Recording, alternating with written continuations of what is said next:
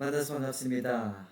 오늘 주일은 잘들 지내셨나요? 우리 사도행전과 바울의 선교 전략 1강을 한번 나가보겠습니다. 제가 지난 우리 미팅 때 잠깐 말씀을 드렸듯이 사도행전은 성경에서 가장 중요한 성경책입니다. 왜냐하면 우리는 하나님과 원래 만들어지기를 하나로 만들어졌지요. 근데 죄로 인해서 하나님과 분리가 되어졌습니다. 그래서 이제 우리의 구원 사역은 다시 말해서 하나님께서 우리와 하나가 되어지는 것, 그것이 구원 사역이지요. 근데 그 구원 사역을 이루는 부분이 바로 사도행전입니다. 창세기 3장에서 우리가 죄를 짓고 창세기 6장에서 내가 너희를 떠나리라 그리고 내가 너희에게 영을 다시 부어주리라 라고 말씀을 하시죠. 그리고 사도행전 2장에 하나님께서 영을 부어 넣어 주십니다.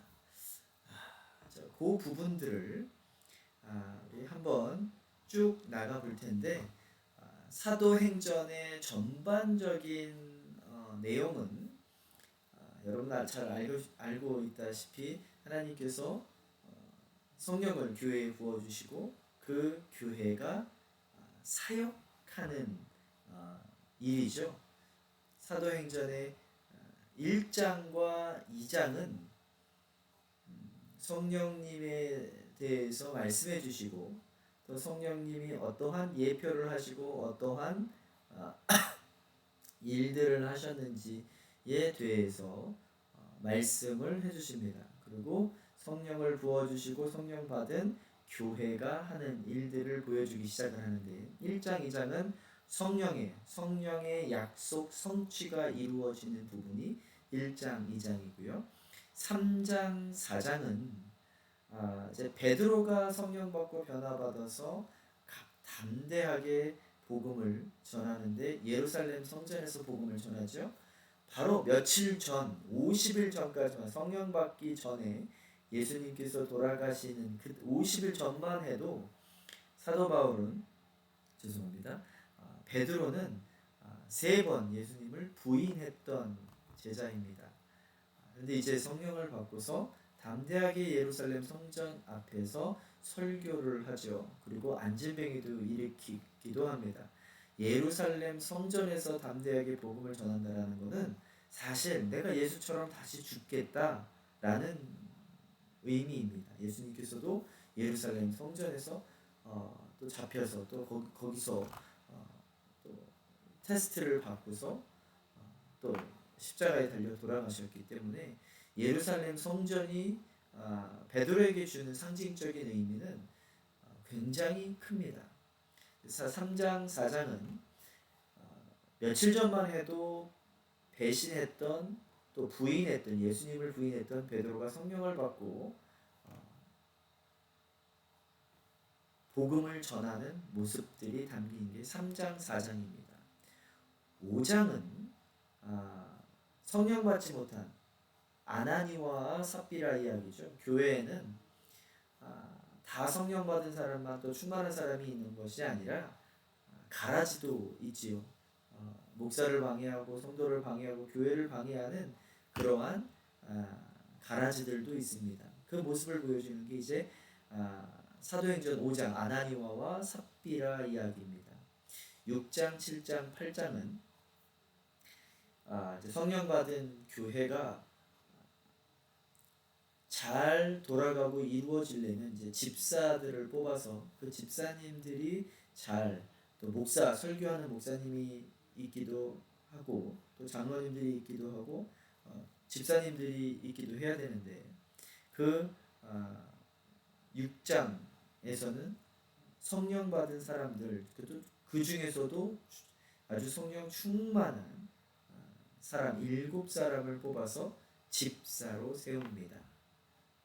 또 7장에서는 그 7 성령 받고 충만한 사람 중에서 뽑은 7 집사 중에 스테반이라는 집사님이 순교를 당하시죠. 그러면서 이제 그 순교의 그 리더자는 바울이 변하기 전 사울입니다. 사울의 핍박을 받고 교회는 흩어지기 시작합니다. 그래서 8장에서 교회들은 성도들은 흩어진 상황에서 복음을 전하는데 특히 빌립 집사 빌립 집사님이 사마리아까지 가서 복음을 전하고 많은 사람들이 이제 복음을 듣고 변화되지요. 9장은 사울이 회심하는 다메섹에서 회심하는 장면이 나오는 게 바로 9장입니다. 10장은 고넬료 사건이 일어나죠.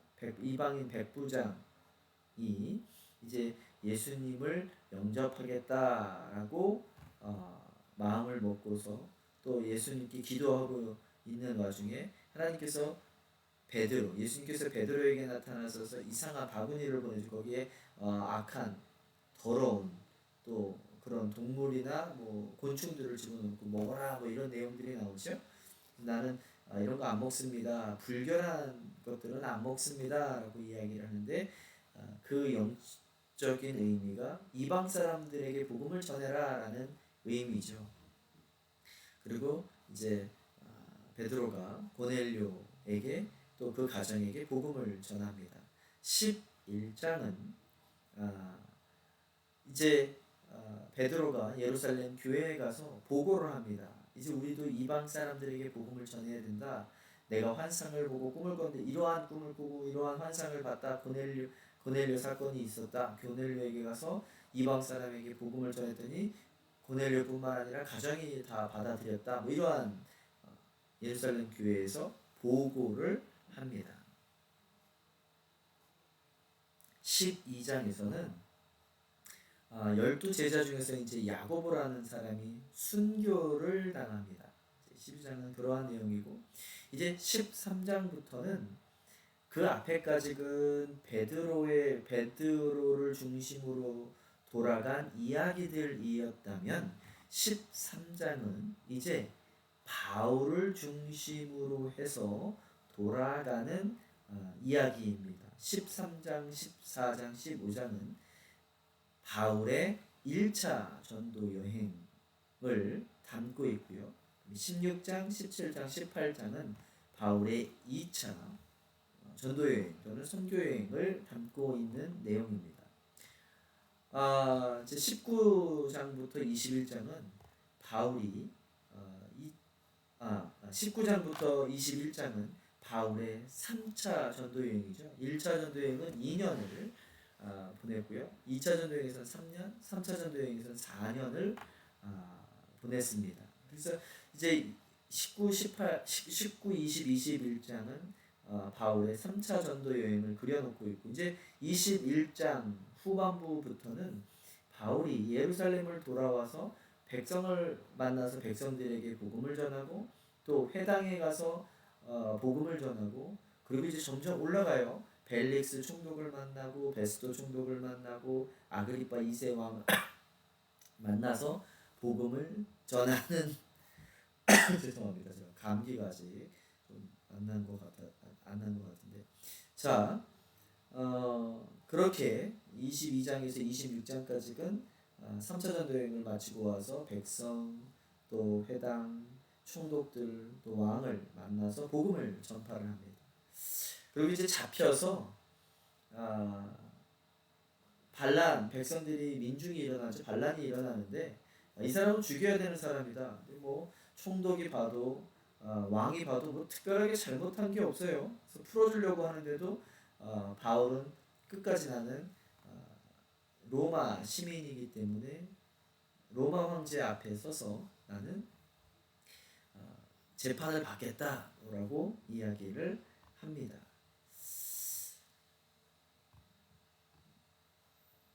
그렇게 재판을 받겠다고 로마까지 나를 보내달라고 하죠. 자기는 로마 시민이니까 보내달라고 합니다. 그래서 이제 4차 전도 여행이 27장부터 시작이 되어지는데 잡혀서 배를 타고서 로마까지 가는 모습을 그려놓고 있는데 우리가 그것을 4차 전도 여행이라고 하죠.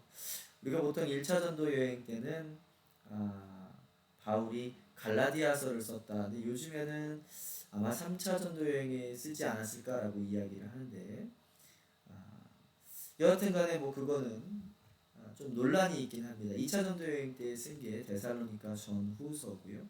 3차 전도 여행 때 쓴 게 고린도 전후서와 로마서입니다. 4차 전도 여행 때 쓴 것은 이제 감옥에 잡히죠. 옥중에서 쓴 4개의 편지가 있습니다. 에골빌빌, 에베소서, 골로새서, 빌립보서, 빌레몬서가 있습니다. 5차 전도 여행 때 쓴 것은 디모데전서, 디도서, 디모데 후서 이렇게 되어 있습니다. 오늘 그러한 이 모든 내용을 우리가 자세하게 살펴볼 텐데 오늘은 1장에 관해서 한번 배워봅니다. 얼마나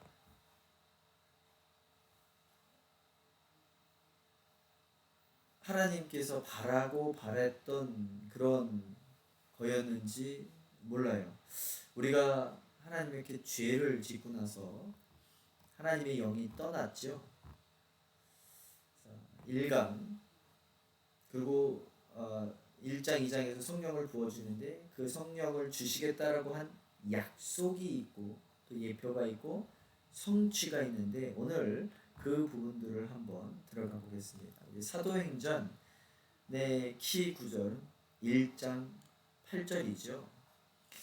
오직 성령이 너희에게 임하시면 너희가 권능을 받고 예루살렘과 온 유대와 사마리아와 땅끝까지 이르러 내 증인이래. 성령을 받고 내 증인이 되는 것 이게 바로 사도행전의 키 verse 9절입니다. 1장 8절에 있는 사도행전에 쓴 목적은 약속한 성령을 부어주기 위함이고요.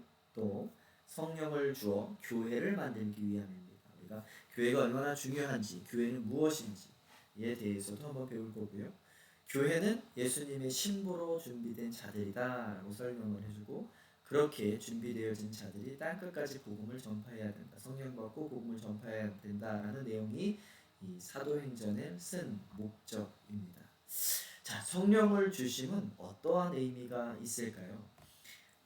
재창조 또는 회복을 의미를 하고 있죠. 성령을 주셨다라는 것은 하나님께서 인간을 재창조하셨다 또는 회복하셨다라는 의미를 가지고 있습니다. 사도행전 1장 4절에 보면은 이러한 말씀이 있습니다. 사도와 함께 모이사 그들에게 이르시되 예루살렘을 떠나지 말고 내게서 들은 바 아버지께서 약속하신 것을 기다리라라고 예수님께서 제자들에게 이야기를 합니다. 어디 떠나지 말고 약속하신. 근데 언제 무엇을 약속을 하셨을까요? 여러분 너무나도 잘 알고 있다시피 성경은 하나님의 약속과 예표와 성취로 이루어져 있습니다. 그래서 우리가 성경을 읽는 것은 어떤 식으로 성경을 읽어야 되냐면 하나님께서 무엇을 약속해 놓으셨는지 그리고 어떻게 성취되어 있는지 특별히 유대 사람들은 하나님 구약을 잘 알죠. 구약은 옛 언약 하나님께서 약속해 놓으신 것들입니다. 그리고 신약은 그것을 성취하는데 그리스도에 대해 핵심은 그리스도예요. 내가 그리스도를 보낼 것인데 이 그리스도가 이러한 일들을 할 거야. 이러한 일들을 하는 사람이 진짜 그리스도야 라고 성경은 말하고 있죠. 그래서 성경을 우리가 어떻게 봐야 되느냐면 예수님이 진짜 신이냐라는 관점에서 읽어야 돼요. 그래서 마태복음은 유대 사람들은 구약을 너무나도 잘 알고 있죠. 그리고 어떠한 약속을 해놓고 또 그리스도가 어떠한 일들을 성취할 것을 잘 알고 있었어요. 근데 예수님을 안 믿었는데 마태복음은 무엇을 이야기하고 있냐? 예수님이 진짜 그리스도인데 구약에서 약속하신 모든 것들을 이루시고 성취하신 분이시다 라고 말하는 게 바로 이 마태복음입니다. 마태복음은 마태, 마가, 누가, 요한이 있는데 대상자들이 다 달라요. 그렇기 때문에 내용들이 조금씩 보여주려고 하는 그 내용들이 조금씩 다릅니다. 예수님의 공생애를 다루는 것은 다 마찬가지지만 내가 이쪽 면에서 보겠다 저쪽 면에서 보겠다에 따라서 내용들이 또 의미가 조금씩 바뀔 수가 있는데 마태복음은 바로 그러한 내용입니다.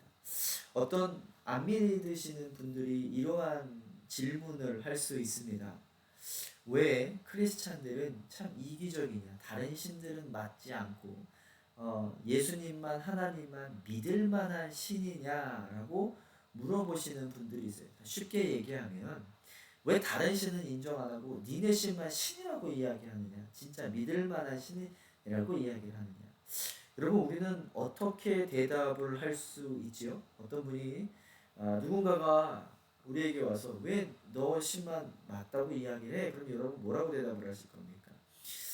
우리가 무슨 일을 당했어요. 그래서 법적인 문제를 당해서 이제 법적으로 해결하려다 보면 우리가 변호사가 필요하죠. 변호사는 어떠한 변호사를 우리가 구해야 될까요? 믿을 만한 사람, 약속을 하고 지키고 또 내가 돈을 주었으면 그 돈에 값어치를 할 수 있는 사람을 우리가 구하겠죠. 또 친구들 중에서 약속을 하고 지키지 않고 거짓말만 한다면 우리는 그 사람과 아마 관계를 끊을 겁니다. 변호사들도 약속을 하고 잘 지키는 사람을 우리가 쓰겠죠. 바로 그것입니다.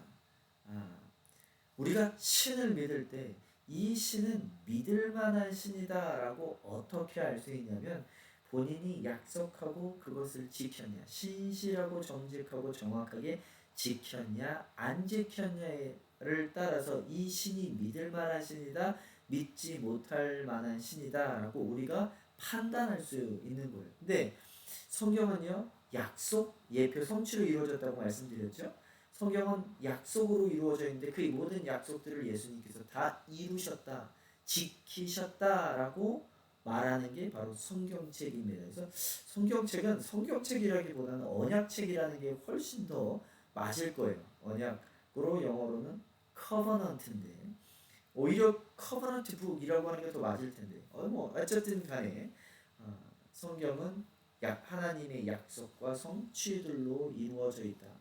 그래서 우리가 지금 이거를 말씀하고 계시는 거예요. 아버지께서 약속하신 것을 기다려. 그 하나님은 약속하시는 하나님이야. 그리고 지키시는 하나님이야. 꼭 지키시는 분인데 너희들이 그 하나님이 지키는지 안 지키는지 한번 봐라 라고 이야기하고 있는 거예요. 그래서 어떻게 약속을 지켜나가는지, 두 번째로 요한복음에서도 이러한 말씀을 하십니다. 보혜사 곧 아버지께서 내 이름으로 보내실 성령, 그가 너희에게 모든 것을 가르치시고 내가 너희에게 말한 모든 것을 생각나게 하리라. 그 앞에서 이야기했던 약속한 것이 바로 보혜사 성령을 말씀하시는 거죠. 내가 너희에게 보혜사 성령을 보낼 텐데 그 성령은 니네들이 복음을 전할 때에 다 기억나게 할 수 있는 분이 바로 성령님이다. 그래서 너에게 도움이 된다. 너희를 도와주실 하나님이시다라고 이야기를 하고 있습니다. 그래서 이 성령을 받으면 사도행전 1장 8절에서는 어떠한 일들이 일어나냐 이렇게 이야기를 합니다. 오직 성령이 너희에게 임하시면 너희가 권능을 받고 예루살렘 온 유대와 사마리아와 땅끝까지 이르러 내 증인이 되리라 하시니라 라고 이야기를 합니다. 1장 9절에서는요 이러한 말씀도 하세요. 이 말씀을 마치시고 그들이 보는데 올려져 가시니 구름이 그를 가려 보이지 않게 하더라. 구름 타고 올라가셨다라는 말씀이 이렇게 사도행전 1장 9절에도 나와 있습니다. 그런데 중요한 것은 성령을 부어주겠다라고 약속을 했는데 왜 성령을 부어주겠다라고 약속을 하셨나요? 창세기 6장 3절에 보면 인간이 죄를 짓고서 하나님은 거룩하시기 때문에 죄와 함께 하실 수가 없어요. 그래서 어쩔 수 없이 인간을 떠나셔야만 됩니다. 죄가 많은 사람들이요. 그래서 창세기 6장 3절 이렇게 말씀을 하십니다. 여호와께서 이르시되 나의 영이 영원히 사람과 함께하지 아니하리니 이는 그들이 육신이 됨이라. 그러나 그들의 날은 120년이 되리라 하시니라. 하나님의 영이 완전 떠나겠다라고 말씀을 하십니다. 근데 가만히 생각해 보면 아니 아담이 죄를 지었을 때 그때 떠나신 거 아닌가요? 아담이 죄를 짓고 지금 창세기 6장까지는 약 한 1000년이 지났어요. 근데 왜 1000년이 지난 다음에 나의 영이 떠나겠다라고 이야기를 하셨냐면 이미 그때서부터 떠나신 거예요. 근데 1000년 동안 아무리 너희를 봐도 너희들 스스로 봐라. 너희들은 죄가 넘쳐나는 인간들이다 라고 우리 이런 이야기 하잖아요. 왜 아담의 죄를 내가 가져야만 되나요? 하나님께서는 창세기 3장부터 6장까지 인간의 죄들을 폭로하고 있습니다.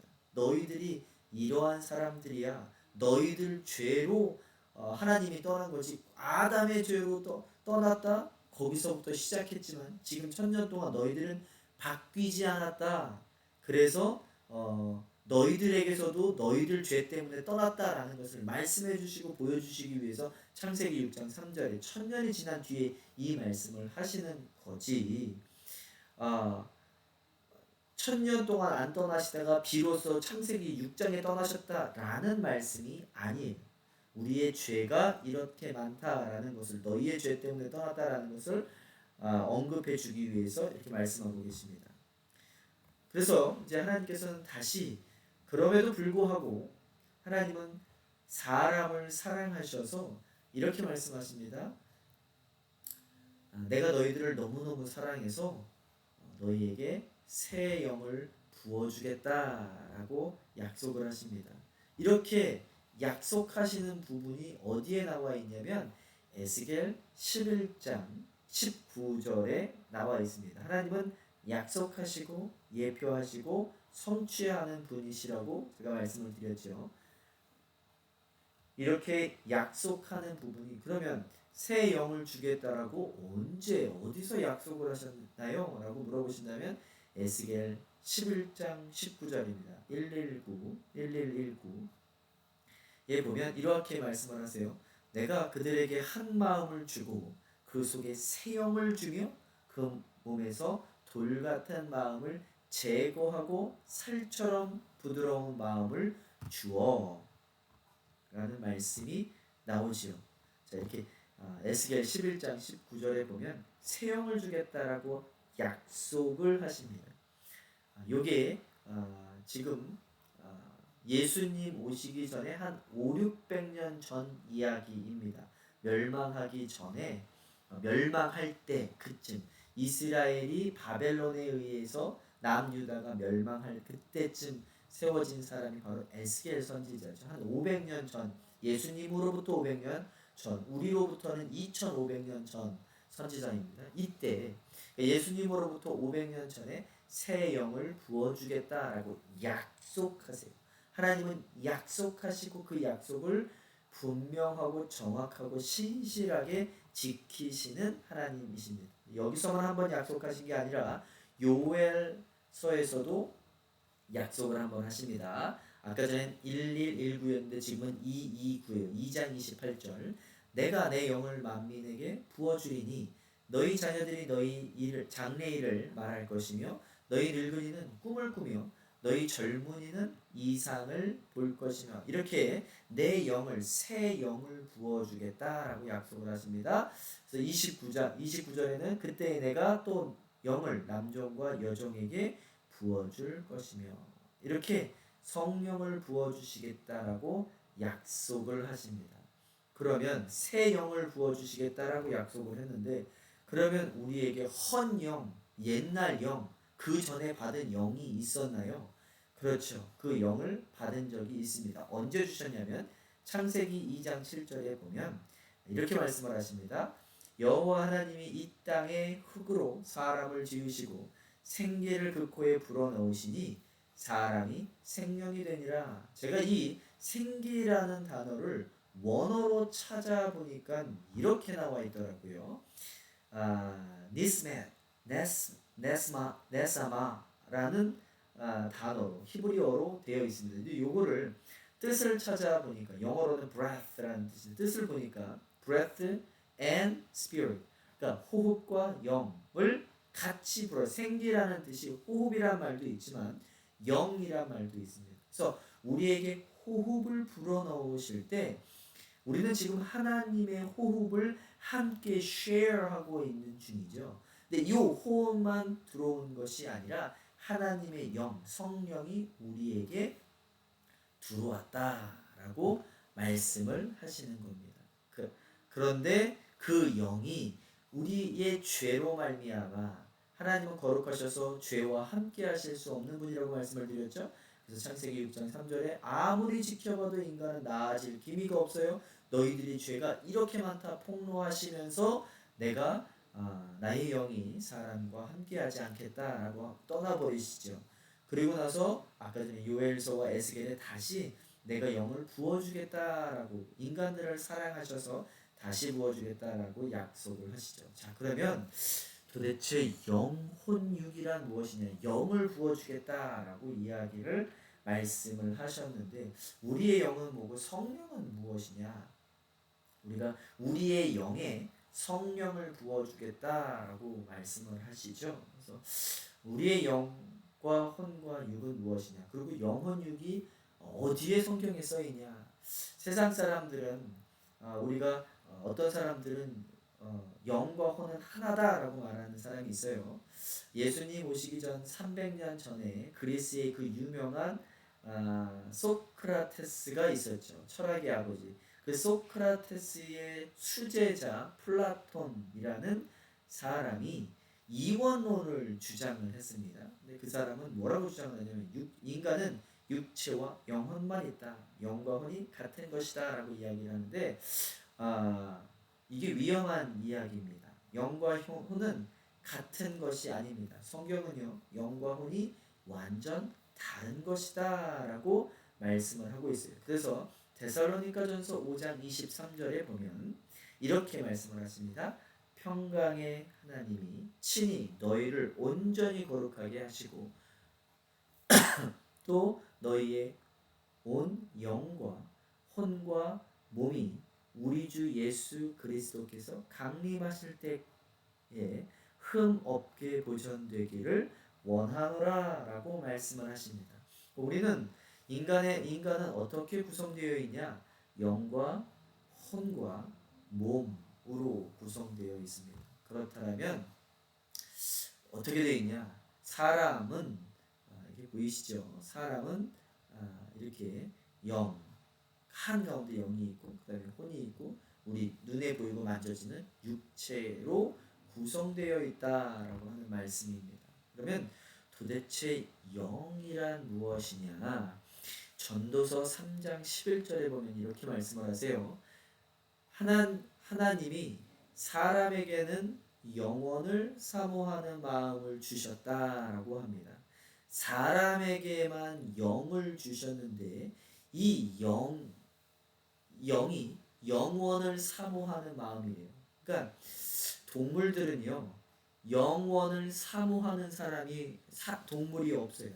이걸 조금 더 쉽게 표현을 하자면 이 영이라는 것은 영원이라고 하는 속성은 하나님에게만 있는 속성입니다.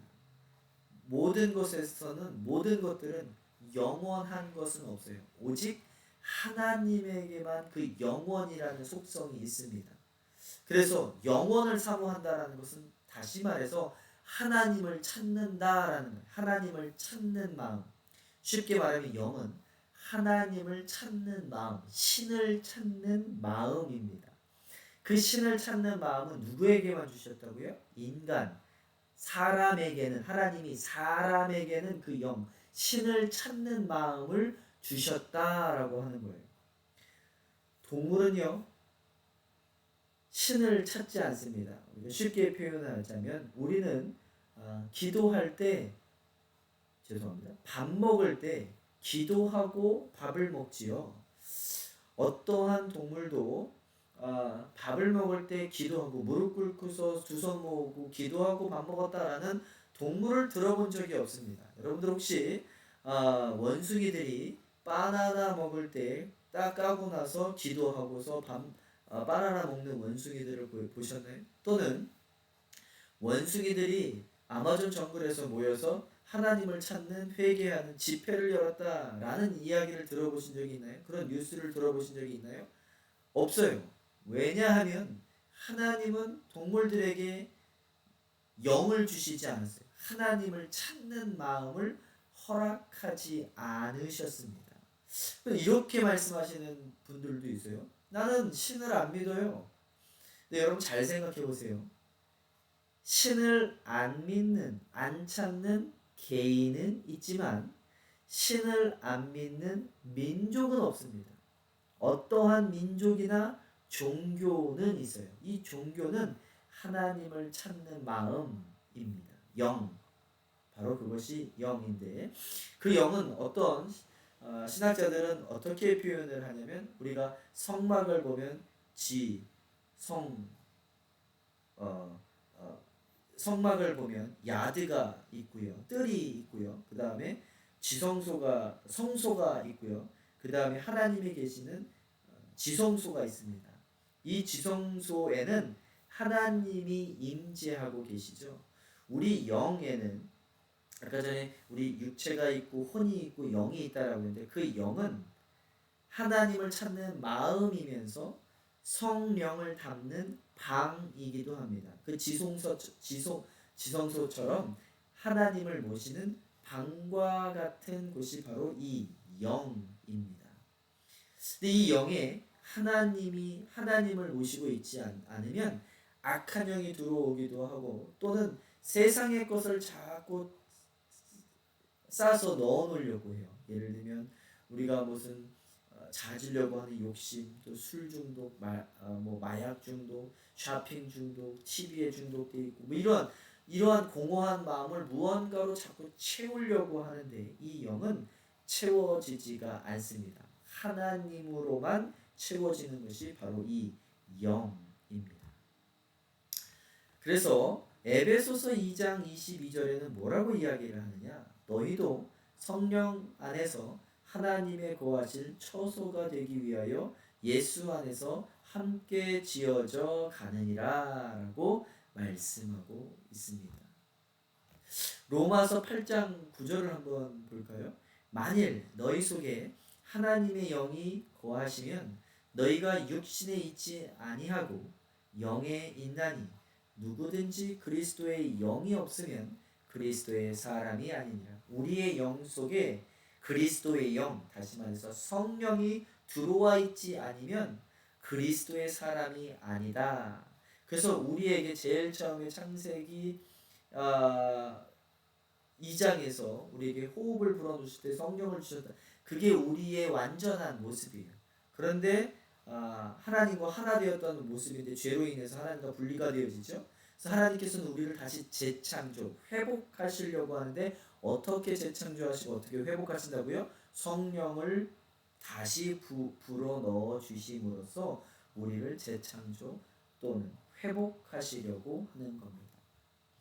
그 사람이 바로 그리스도의 사람이다. 하나님의 영이 거하는 사람이 바로 그리스도의 사람이다 라고 로마서 8장 9절은 이야기하고 있죠. 그러면 육체란 무엇인가요? 당연히 우리가 보여지고 만져지는 이것들이 바로 육체지요. 그런데 재밌는 건 로마서 8장 6절 7절에 보면 육신의 생각이 있대요. 한번 제가 읽어보겠습니다. 육신의 생각은 사망이요 육신의 생각은 하나님의 원수가 되나니 이는 하나님의 법에 굴복하지 아니할 뿐 아니라 할 수도 없습니다. 육신에 있는 자들은 하나님을 기쁘시게 할 수 없느니라. 근데 육신, 우리가 몸에 만져지는 것, 이 모든 것들이 다 육신인데 이 육신도 생각이 있대요. 제가 예제를 두 가지만 드려보면 이러한 겁니다. 어떠한 분이 과학자가 실험을 했어요. 10사람을 모아두고서 사고 나는 장면을 보여줬습니다.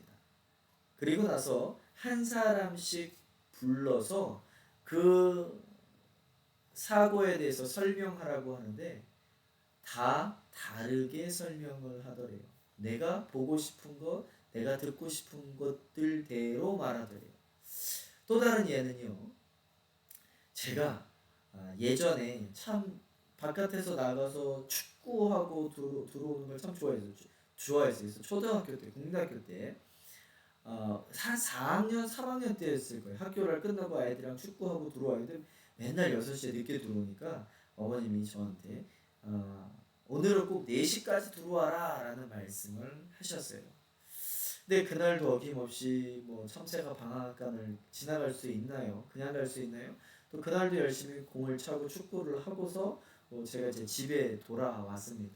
또 집에 몇 시까지 돌아오라고 그랬죠? 어머니께서 4시까지 돌아오라고 그랬어요. 그래서 제가 시계를 이렇게 봤어요. 근데 4시더라고요. 그 축구를 하고 왔는데도 4시네? 그리고 저희 굉장히 기분이 좋았어요. 그리고 한 5분이 지났을까 어머님이 콩나물하고 두부를 이렇게 사오시면서 저한테 그러시는 거예요. 명원아 들어왔니? 그래서 네 들어왔습니다 이렇게 얘기를 하고 몇 시에 들어왔니? 그래서 전 4시에 들어왔어요 라고 이야기했어요. 어머니가 그러시는 거예요. 몇 시에 들어왔냐고 그래서 4시에 들어왔다고요. 그래서 다시 한번 물어볼게요. 몇 시에 들어왔냐? 그러면서 제가 4시에 들어왔어요 라고 하면서 시계를 딱 보니까 6시 5분인 거예요. 제가 들어온 지 5분이 지났는데 저는 6시에 들어온 거예요. 그리고 5분이 지나고 어머님이 들어오셨어요. 어머니도 한 6시에 나가셨던 것 같아요. 6시 조금 전에 나가서 바로 앞에 슈퍼마켓에서 콩나물과 두부를 사오셨던 것 같은데 인간의 육신은요. 자기가 원하는 것들만 보려고 하고 자기가 원하는 것들을 생각하려고 육신도 생각이 있어요. 이거는 나의 습관이기도 하고 내가 보려고 하는 것, 육신적으로 내가 원하는 것을 보려고 하는 것이 바로 육신의 생각입니다. 그런데 이러한 것들은 하나님을 기쁘게 할 수 없다라고 로마서 8장 6절 7절은 이야기하고 있습니다.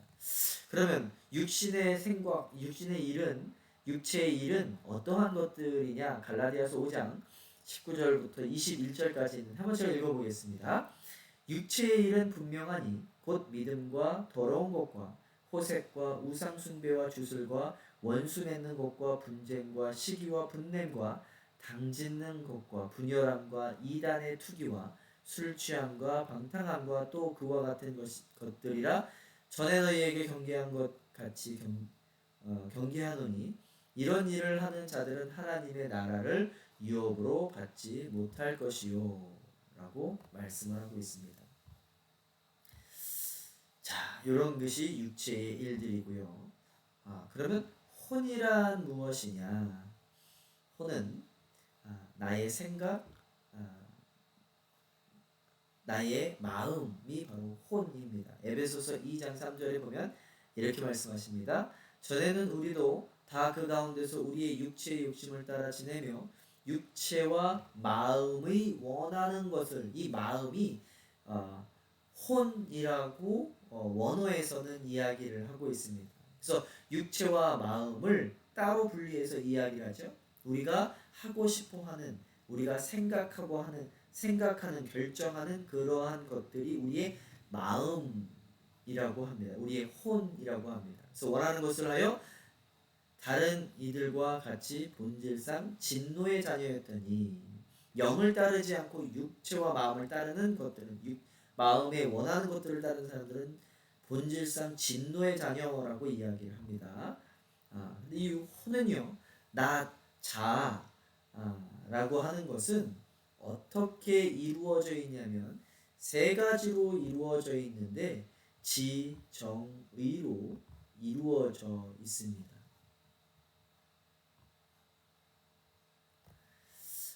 호는 지정의로 이루어져 있는데 지식과 또 마음과 그리고 의지로 이루어져 있어요.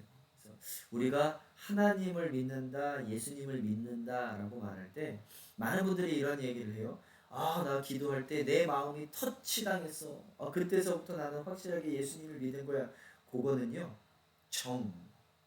내 마음이 터치되어진 거죠. 그걸로만 예수를 믿는 것이 아니라 성경의 말씀을 읽고 진짜 예수가 그리스도다, 이 세상을 만드셨고 나를 만드셨고 나의 주인이시다라는 성경 말씀을 듣고서 믿는 것도 방법 중에 하나예요. 근데 한쪽만 가지고서 우리가 믿는다라고 이야기하는 것이 아니라 지식으로도 예수님을 믿고 마음을 터치당해서 믿는 것도 그 믿음이라고 하고, 근데 이것들이 같이 일어나야 돼요.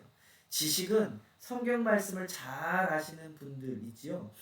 그러한 분들이 기도도 안 하고 마음의 결정도 없고 의지도 안 하는 그러한 사람들이 어떻게 위험하냐면 남들을 판단하고 남들에게 넌 이러한 지식도 모르냐라고 비판하는 사람들이 이 지식으로만 예수님을 믿는 사람들이에요. 근데 이 마음이 뜨거워지고 요렇게만 예수님 믿는 사람들은요, 예수님을 믿다가 흔들리기, 말씀이 없어서 흔들리기 아주 쉽상인 분들이십니다. 말씀을 안 읽고 기도만 하신다, 뭐 이러한 분들이 있죠. 그러한 분들이 바로 하나님한테 예수님 나한테 들어오셔서 나를 터치하셔서 나 뜨거움을 느껴서 요걸로만 말씀하신, 그게 예수님을 믿는 거다라고 말씀하시는 분들이에요. 근데 우리는 예수님을 믿을 때 지식으로도 믿고 마음으로도 믿어야 되고 또 마지막 의지로도 믿어야 됩니다. 간혹 이러시는 분들이 있어요. 어떠한 싸움 잘하시는 건달 분이 나 이제는 이렇게 살지 말아야 돼. 어느 날 이렇게 길을 걷다가 어느 날 이렇게 살지 말아야 되겠다. 나 이제 신을 믿어야 되겠다. 그러고서 고개를 들어봤는데 그 건물에 십자가 탑이 서 있더래요. 그래서 그냥 그 교회에 들어가서 나 이제부터 예수님을 믿으면서 이제 악하게 살지 말고 선하게 살자. 자기 의지를 가지고 가서 교회에 가서 예수를 믿었다라고 하시는 분들이 있어요.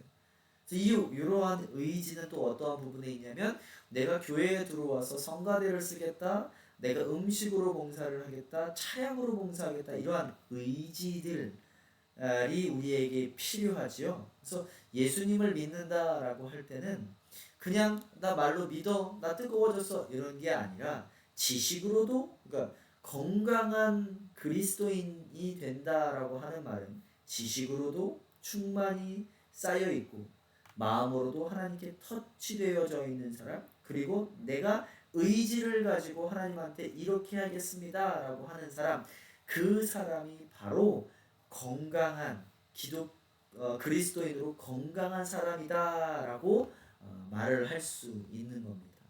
그래서 우리 예수님을 믿을 때 지식과 정, 그래서 오늘 의지가 필요해요. 근데 오늘 우리가 배우고 있는 게 바로 이 지식 부분이에요. 하나님은 어떻게 약속하시고 그것을 이루어 나가시는 분이신지 그것을 오늘 배우고 있죠. 그 부분이 바로 지식 부분입니다. 그래서 이 지식에 대해서는 성경에서 뭐라고 이야기를 하냐면, 호세아, 지식이 없어도 예수님을 버릴 수 있고 지옥 갈 수 있어요. 호세아 4장 6절에 이렇게 이야기를 합니다. 내 백성이 지식이 없으므로, 나를 아는 지식이 없으므로, 하나님을 아는 지식, 그게 어디에 나와 있죠? 성경책에 나와 있죠. 그러니까 내 백성이 지식이 없으므로 망하는도다. 내가 지식을 버렸으니 나도 너를 버려 내 제사장이 되지 못하게 할 것이요, 내가 내 하나님의 율법을 잊었으니 나도 내 자녀들을 잊어버린다. 이 모든 말씀들, 율법들이 성경책에 있는데 성경을 버렸다, 지식을 버렸다, 그렇다면 나도 너를 버리겠다 라고 하는 말씀이 호세아 4장 6절입니다. 두 번째, 마음은 어디에 성경책에 나와 있냐? 누가복음 24장 32절에 보면 이렇게 말씀을 하십니다. 우리에게 성경을 풀어주실 때 우리 속에서 마음이 뜨겁지 아니하더냐? 이게 언제냐면은 예수님께서 부활하시고 두 사람이 이제 어딘가를 가고 있을 때 그 두 사람 옆에 예수님께서 나타나셔서 성경을 풀어주죠. 그때 자신들의 마음이 뜨거워졌다 라고 이야기를 하는데, 이 부분이 바로 마음 부분입니다. 그래서 우리는 예수님을 믿을 때 지식으로도 믿고 마음이 뜨거워지는 마음의 터치도 경험을 해봐야 되죠. 그리고 이제 의지는 어떠한, 행위는 어떠한 것이냐. 누가복음 22장 32절 40절에 어떻게 나오냐면 이렇게 나와 있습니다.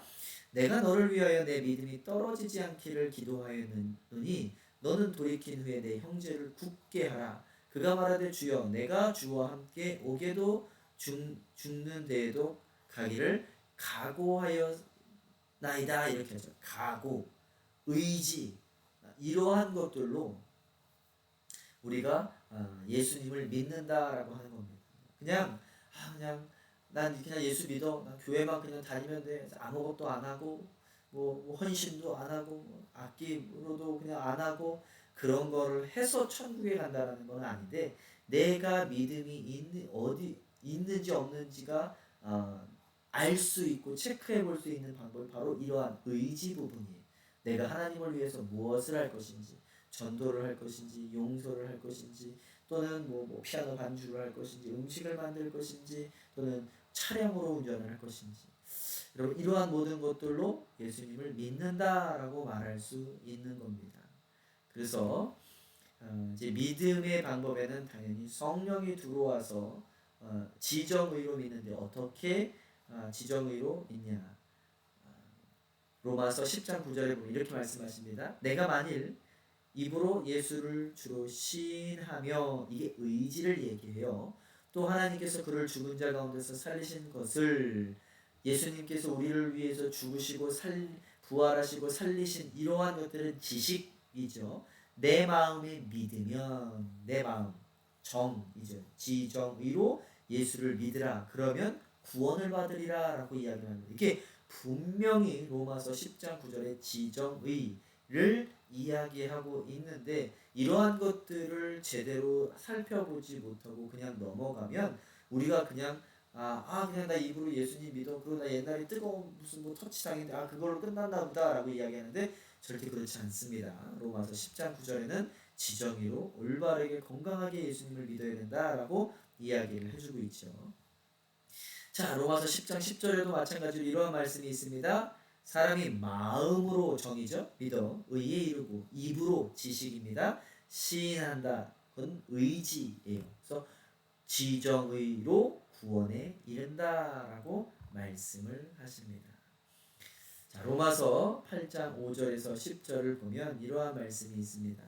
육신을 따르는 자는 육신의 일을, 영을 따르는 자는 영의 일을 생각하나니 육신의 생각은 사망이요 영의 생각은 생명과 평안이니라. 육신의 생각은 하나님과 원수가 되나니 이는 하나님의 법에 굴복하지 아니할 뿐 아니라 할 수도 없습니다. 그러니까 우리가 지금 하나님께서 하나님의 영이 우리를 떠난 이래로 우리는 죄를 지으며 힘들게 살아갔지만, 이제 2000년 전에 예수님께서 죽으시고 부활하시고 성령을 부어주심으로 다시 우리는 하나님과 하나 되어서 영을 쫓아가는 사람들이 되었다는 겁니다. 근데 불쑥 우리는 자꾸 육의 것을 따라가려고 하죠.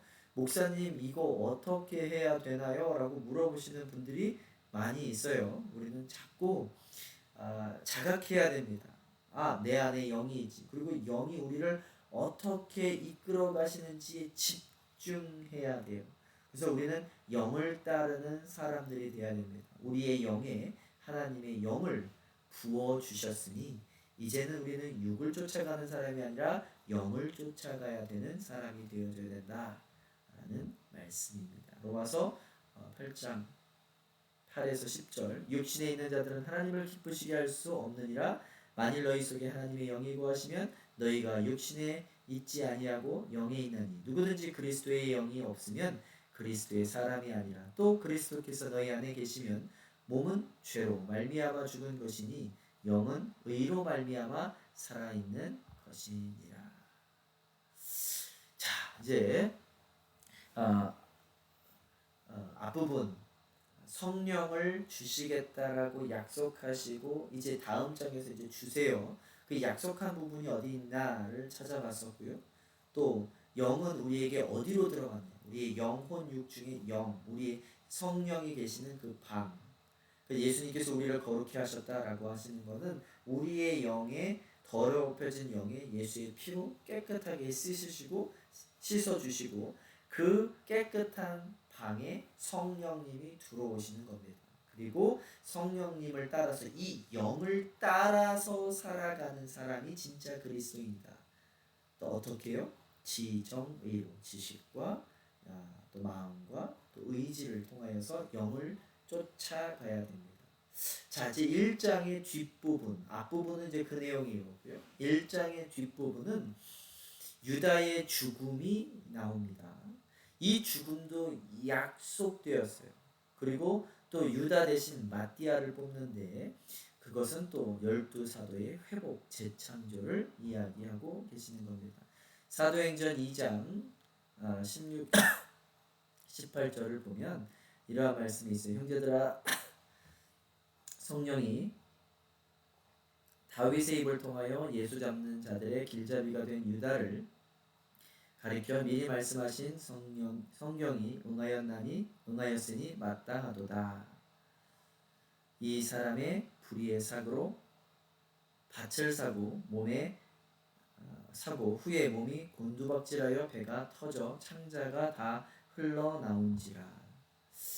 사도행전 2장 20절 시편에 기록하였을 때 그의 거처를 황폐하게 하시며 거기 거하는 자가 없게 하소서 하였고 또 일렀을 때 그의 직분을 타인이 취하게 하소서 하였더라. 이렇게 시편에 이미 약속되어졌대요.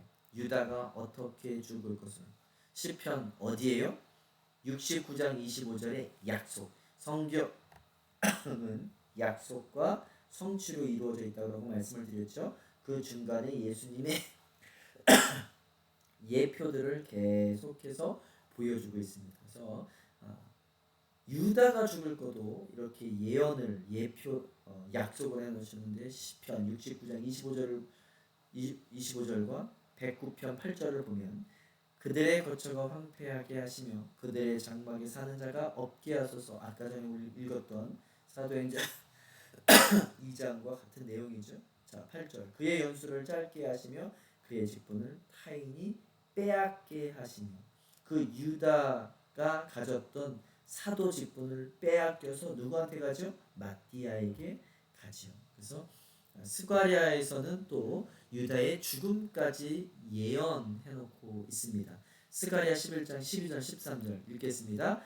내가 그들에게 이르되 너희가 좋게 여기거든 내 품삯을 내게 주고 그렇지 아니하거든 그만두라. 그들이 곧 은 30개를 달아서 내 품삯을 삼은지라. 예수님께서 유다는 예수님을 얼마에 팔았죠? 은 30개로 팔았죠. 그 예언이 나온 것이 스가랴 11장 12절입니다. 13절은 여호와께서 내게 이르시되 그들이 나를 헤아린 바 그 삭을 토기장에게 던지라 하시기로 내가 곧 은 30개를 여호와의 전에서 토기장에게 던지고 유다의 죽음을 성취합니다. 자, 예수님은 또 어떻게 오시나요? 우리 아까 전에 구름 타고 오신다라고 말씀을 하셨는데 1장 9절 11절에 보면 이렇게 말씀을 사도행전 1장 9절 11절은 이렇게 이야기를 합니다. 이 말씀을 마치시고 그들이 보는데 올려져 가시니 구름이 그를 가리어 보이지 않게 하더라. 이르되 갈릴리 사람들아 어찌하여 서서 하늘을 쳐다보느냐 너희 가운데서 하늘로 올려지신 이 예수는 하늘로 가심을 본 그대로 오시리라 하였느니라. 올라가신 그대로 다시 오신다. 자, 여러분들 우리 주변에 한국에는 내가 예수다라고 하는 사람들이 200명이 있다라고 해요. 그리고 미국에는 내가 예수다라고 하는 사람이 400명이 있다라고 합니다. 어떤 사람들이 만약에 여러분들한테 그렇게 물어본다면 아니 그 사람들은 왜 진짜 예수가 아니고 왜 너희가 믿는 예수만 예수라고 하느냐? 예수는 누가 예수냐? 약속하신 자신 예수님께서 스스로 약속하신 것을 지키신 분이 바로 그리스도예요. 근데 지금 재림 예수는 사람의 뱃속에서 태어나신 첫 번째 예수, 초림 예수는 어떻게 오신다고 했죠? 이사야서에 보면 처녀에게 잉타하여서 나신다고 했어요. 두 번째 오실 재림의 예수는 올라가신 그대로 오신다고 했어요. 근데 지금 있는 한국에 있는 200명의 예수와 미국에 있는 400명의 예수들은 다 어디서 태어났어요? 엄마 뱃속에서 태어났어요. 그들은 약속을 성취한 사람들이 아니에요. 그래서 그들은 예수가 아니야, 가짜 예수야라고 말할 수 있는 겁니다. 자, 마태복음 24장, 우리 사도행전에서도 그렇게 있고 마태복음 24장에서도 이렇게 이야기를 합니다. 그때의 인자의 징조가 하늘에서 보이겠고 그때의 땅의 모든 족속들이 통곡하며 그들이 인자가 구름 타고 능력과 그 큰 영광으로 오는 것을 보리라라고 말씀을 하세요.